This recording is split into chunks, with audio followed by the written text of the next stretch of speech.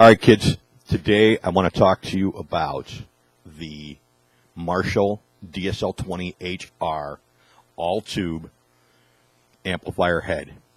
It's 20 watt / 10 watt variable wattage amplifier. The standby switch is a 3-way switch. One way is half power, the other way is full power. In the middle is standby. It's got your basic 3-band EQ. Bass, mid, and treb. It's got 2 channels. Both channels share that EQ. You've got volume and gain controls for each channel, and the volume controls are the master volumes for each channel. There is no separate master volume for the overall amp. You set the volume by the channels. It has presence and resonance controls. It also has a built-in reverb, which is digital. It's nothing to jump up and down about. I do have the reverb on, so you will hear it with the reverb. When I got the amp, I played with it, and it didn't sound quite right to me. And I was actually kind of jury out on whether or not I was going to keep it. Then I decided, all right, I'm going to try to change the preamp tubes. It came with 2 different types of tubes, both Marshall branded. There was 2 Marshall branded JJ tubes and a Marshall branded Shiguang tube. Now, I've never cared for JJs in the preamp. I don't like them. I don't like the way they sound. They're dark. They're too gritty. I just don't like them. They're fine as power tubes. I've had JJ6L6s in my 900 dual, JCM 900 dual channel, dual reverb, and they sound fine. But in a preamp, I don't like them at all. So anyway, what I did was I bought Electro-Harmonix 12AX7s and replaced all the preamp tubes with nothing but Electro-Harmonix. I really like Electro-Harmonix. I'll tell you what, the sonic bandwidth, the clarity, the smooth gain, the lack of microphonics, and the resilience of the tubes. There's just so many things I could say that makes me say yes, I love Electro-Harmonix tubes. I usually don't tube the whole amp in Electro-Harmonix, but this amp I'm going to. I'm also going to be replacing I believe they're JJ EL34s. I'm going to be pulling those out and putting Electro-Harmonix EL34EHs in there. They're supposed to be the most musical tube available in mass production. I'll tell you what, their preamp tubes rival NOS stuff, okay? Just keep that in mind. I'm going to get up to the camera here, and I'm going to show you what I pulled out.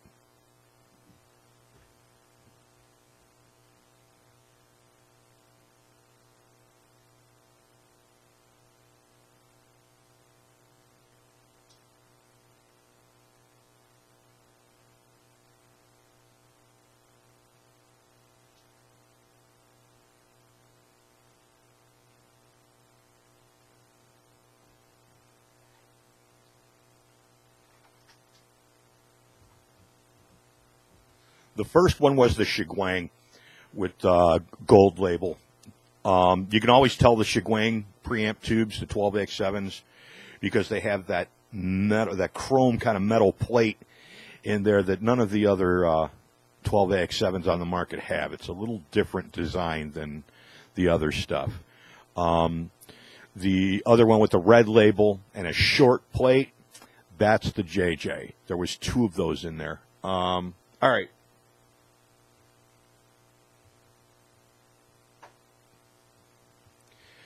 For picking up the speakers, I've got my Senheiser E609, and I've got a Tascam studio mic. I forget what model it is. Down here on a little boom stand. I'm going to be using my Gibson SG Standard. It's all stock. And here we go.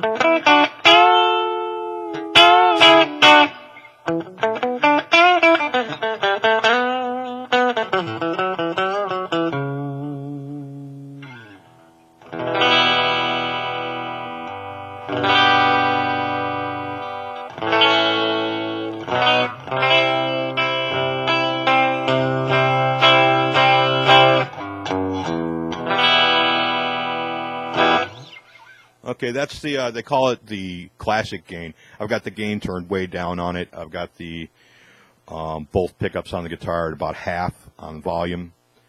You can hear there's the reverb is in there.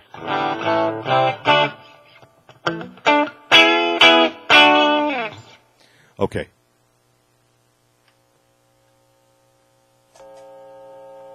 This is called the Ultra Gain channel.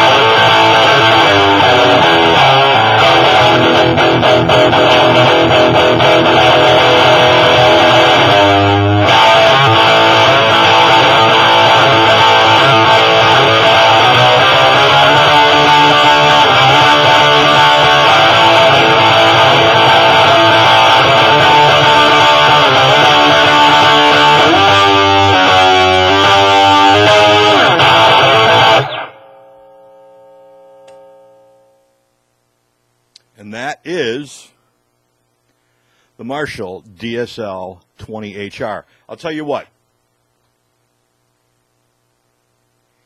After I put the Electro-Harmonix tubes in, this thing came to life. I can't wait to see what happens when I pull the JJ.